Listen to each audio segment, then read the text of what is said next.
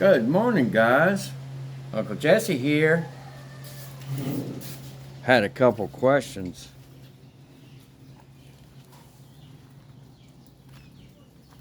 Somebody asked me, could we get cigars here in the Philippines? Well, the answer to that is yes, because let me show y'all. Right here by little Marooney, my motorcycle, we have right here is a pallet of tobacco. Now this tobacco is grown in our area, and as you can see, that is cured tobacco, ready to be processed into cigarettes or hand rolled into cigars.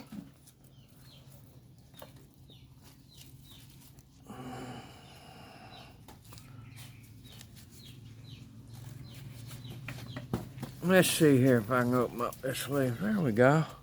There's a leaf of tobacco. Got a good tobacco smell to it. So this is the landlady's brother, I believe's tobacco. There's a whole pallet there, and this pallet here is tobacco. They're using this as the storage shed. Let's see if I can work my way. Oh, it smells like a fresh cigar. Well, I see the wind blew the door down, but here's the other pallet of tobacco. And oh man, that smells good. That smells like, kind of reminds me, you two Maroonials go on somewhere. Ooh, I need to pick up that door. Kind of reminds me of Red Man chewing tobacco. That's exactly what that smells like. Red Man chewing tobacco. Man, that brings back memories as a young teenager working in the field. We get us a big old chaw of Red Man. Be walking when we moved to town. We moved to the big city of Albany, Georgia, when I was in junior high school. And I'd never been around city kids before. Man, those kids was mean as damn snakes. I got my ass whooped every day. I'm talking about every day. Got my bicycle stole. Got robbed several times. And we talking about 74, man. In the little old bitty city of Albany, Georgia. Probably 100,000 people.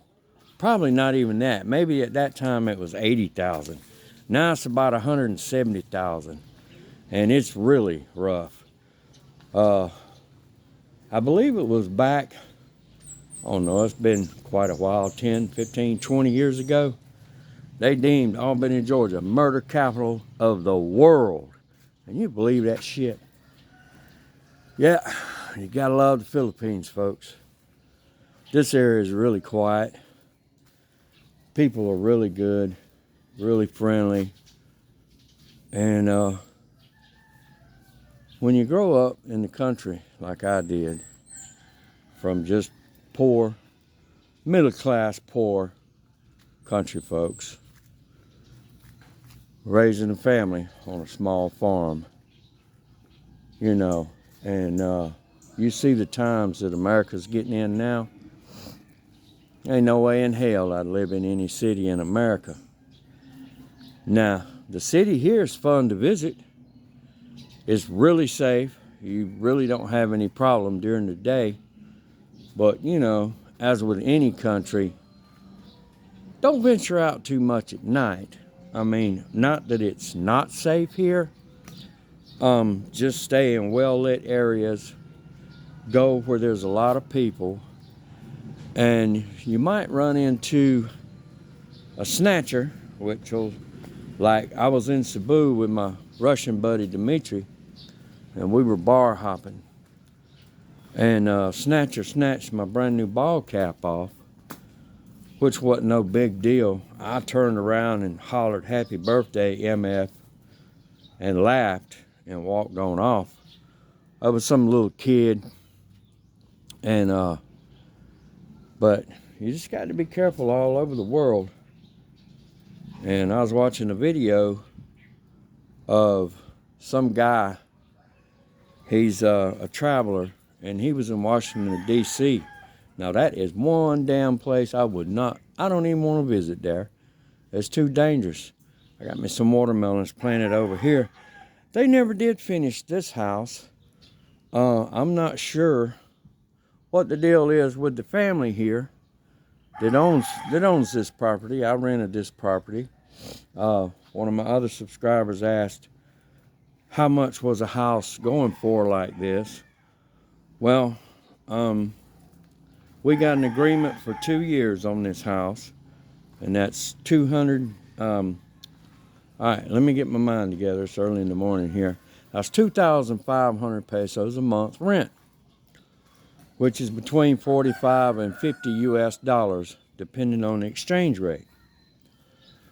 Now, I told the landlady, since the rent was so cheap, now she rented it to me, so this is my house. It's the agreement's in my name. Everything else is in Zia's name because you can't own land here. So foreigners cannot own land here. You can buy a condominium or a duplex, but you don't own the land, you own the building. Somebody else owns the land. But anyway, what was I saying? It's about 50 bucks a month, 45, 50 bucks a month. And you can find these places. But I told the landlady that I'd fix up the place a little bit. You know, it don't cost a whole lot to buy paint, nails, and plywood here. So I figured I'd close in the outside to keep the little birdies from coming in, because they've been coming in. And I think they tore it down and redone some work on the roof. And she told me to let her know if there was any leaks during the rain. Well, there's a couple of leaks.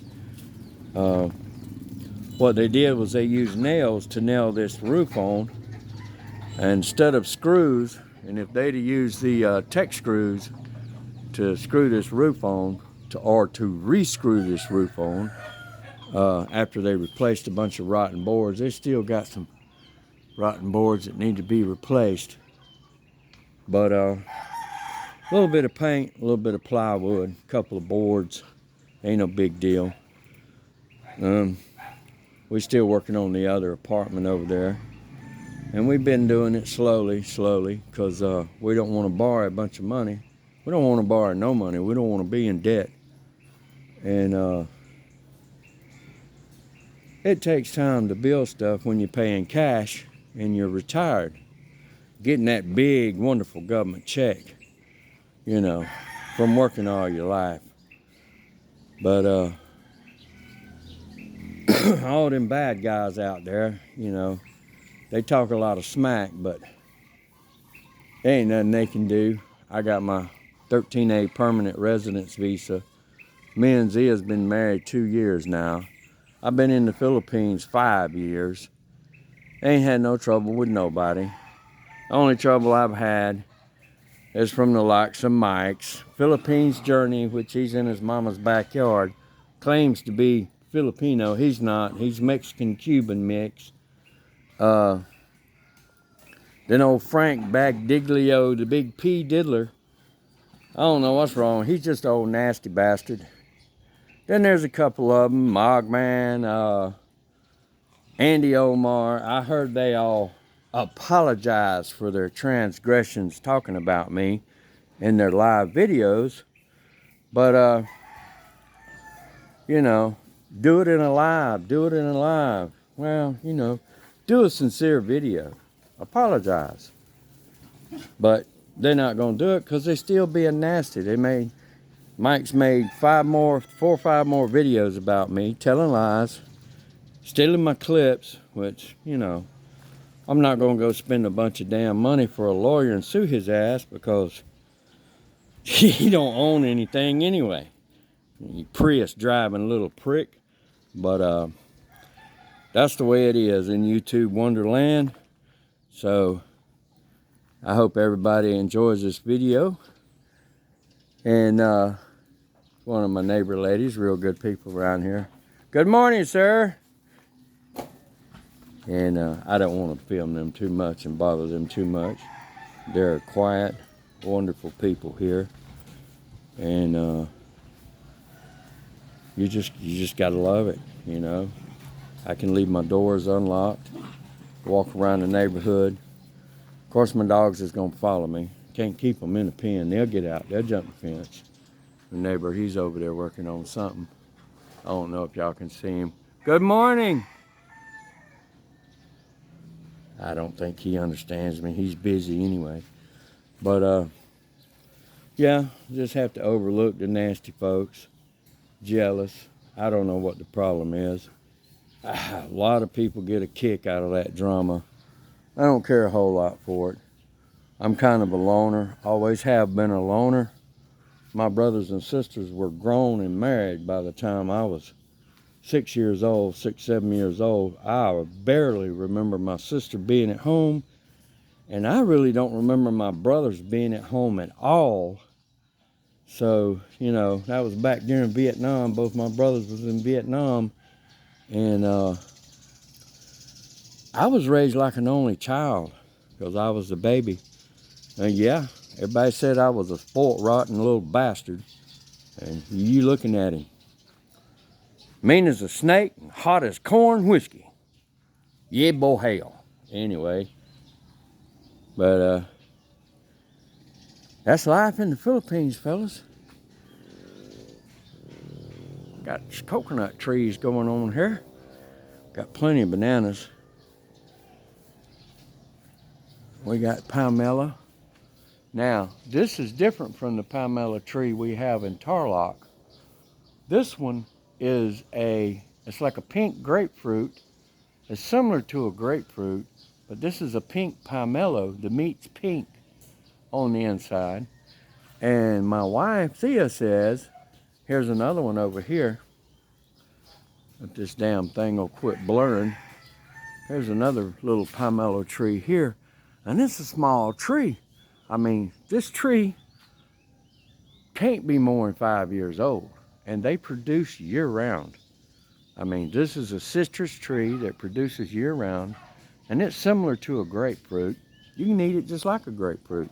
It's a little harder to peel, got a little thicker skin, but it's not a whole lot difference in the taste. I mean, it's a citrus melon.